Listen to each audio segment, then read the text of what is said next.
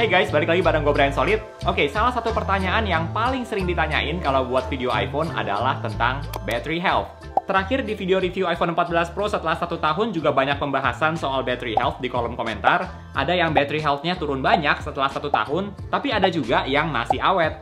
Tapi sebenarnya apa sih battery health ini? Dan apakah teman-teman perlu pusingin soal battery health? Nah, gue udah coba riset lebih lanjut soal topik battery health dan akan kita obrolin di video kali ini.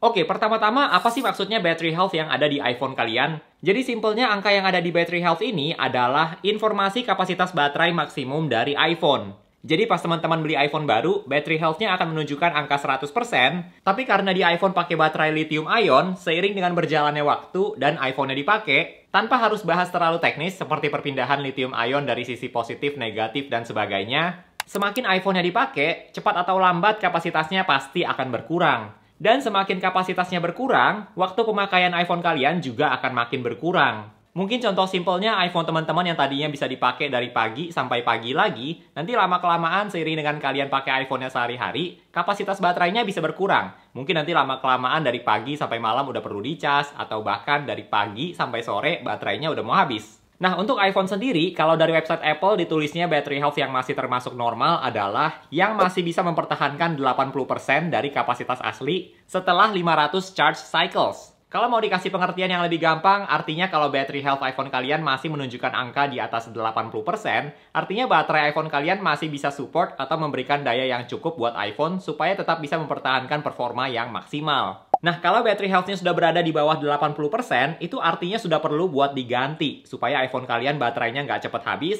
dan kalian nggak ngalamin hal seperti iPhone-nya tiba-tiba mati pas dipakai buat kerjaan berat, karena daya baterainya sudah kurang memadai buat support iPhone kalian. Kalau di iPhone sendiri, Apple kasih program gratis ganti baterai kalau misalnya baterainya ada kerusakan, atau battery health-nya sudah berada di bawah 80% dalam 1 tahun masa garansi. Karena seharusnya battery health iPhone kalian tidak akan berada di bawah angka 80% dalam waktu 1 tahun dengan pemakaian normal. Nah, mungkin teman-teman ada yang bingung juga nih, apa sih 500 charge cycles? Apakah setiap kali cas iPhone dihitung 1 charge cycle? Oke, jadi charge cycle ini akan dihitung dari berapa banyak baterai yang terpakai, berapa persen baterai yang berkurang setiap kali kalian pakai iPhone. Dan angkanya ini harus merepresentasikan angka 100%.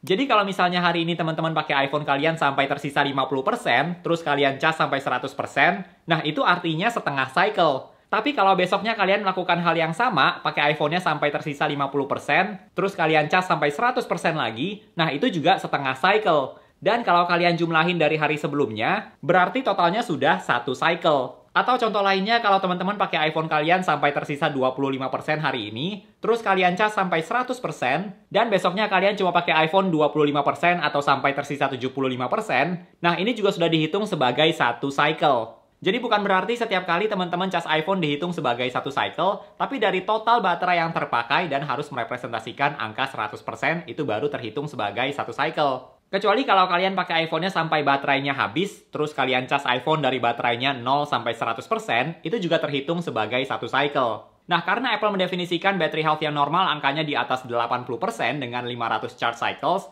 let's say kalau misalnya teman-teman cas iPhone kalian setiap hari dari 0 sampai 100%, jadi langsung kehitung 1 charge cycle, harusnya dalam waktu 1 tahun itu battery health-nya nggak akan berada di bawah 80% sih, karena 1 tahun cuma ada 365 hari. Tapi mungkin dalam waktu 2 tahun itu battery health-nya bisa berada di angka 80% atau bahkan di bawah 80% dengan pemakaian normal. Dan kalau angkanya sudah di bawah 80%, kalian akan direkomendasiin buat ganti baterai.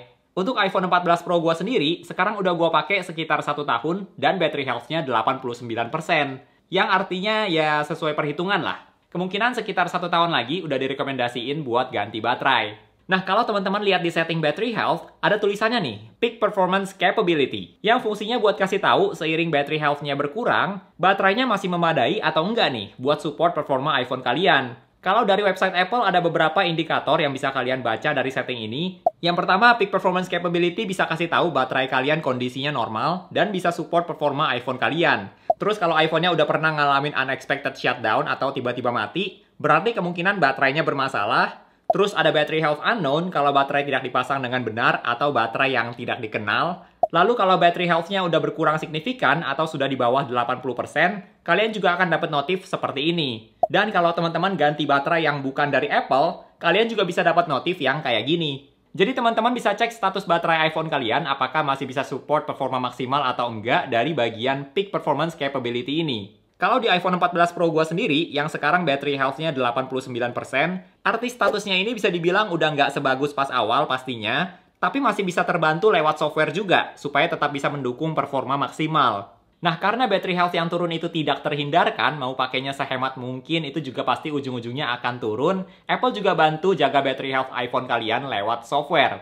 Buat teman-teman yang pakai iPhone, mungkin udah familiar dengan fitur Optimized Battery Charging. Jadi fitur ini akan pelajarin kapan kalian pakai iPhone, terus kapan biasanya kalian cas. Jadi iPhone kalian akan dicas sampai 80%, lalu akan berhenti dicas sampai menjelang kalian mau pakai iPhone lagi, baru lanjut dicas sampai 100%. Fitur ini cocok buat kalian yang biasanya cas sambil ditinggal tidur. Nanti fitur ini bisa bantu iPhone kalian dicas sampai 80%, dan akan diterusin menjelang kalian beraktivitas besok paginya.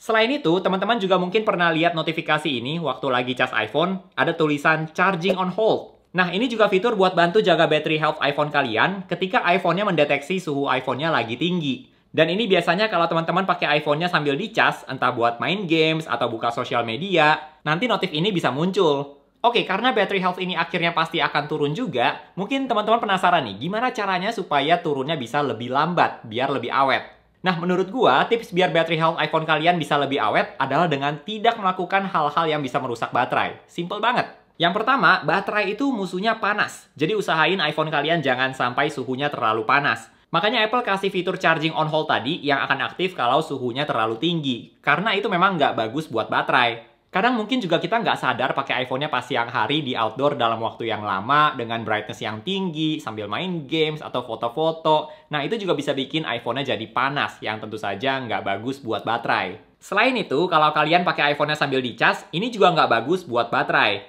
Cas sendiri udah bikin suhu iPhone-nya lebih panas, main games atau buka sosial media dalam waktu yang lama itu juga bisa bikin iPhone-nya lebih panas. Dan kalau kalian main game sambil dicas, itu juga nggak bagus buat battery health.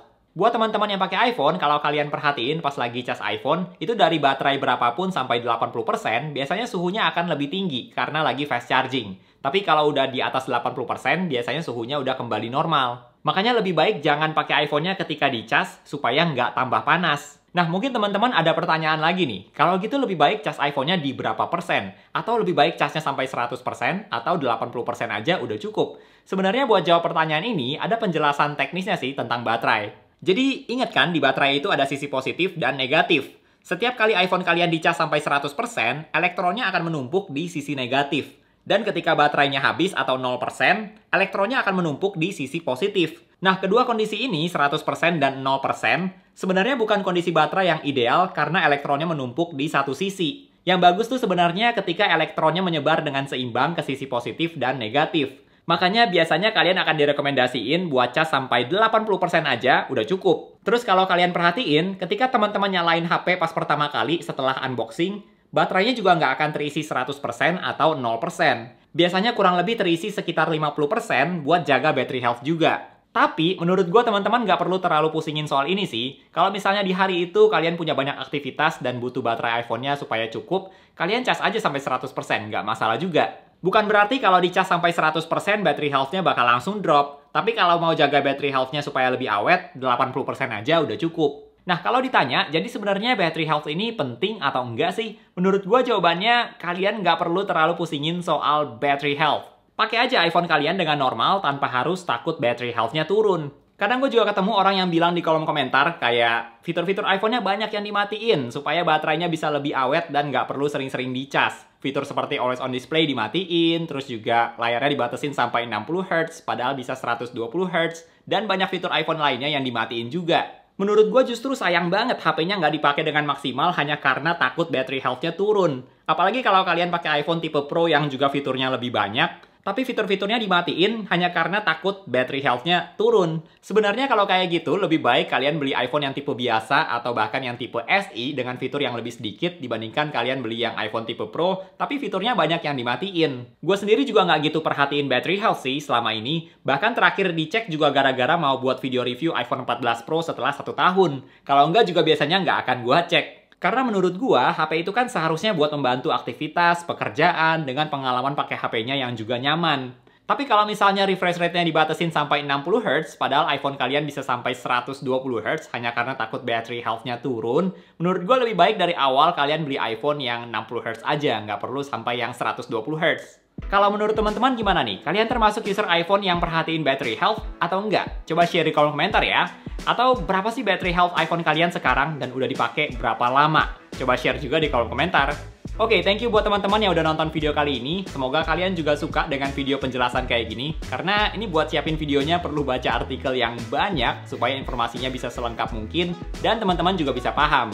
Oke, segitu aja buat video kali ini. Jangan lupa untuk klik tombol like kalau kalian suka dengan video ini dan juga subscribe supaya kita bisa ketemu lagi di video-video yang berikutnya. Bye!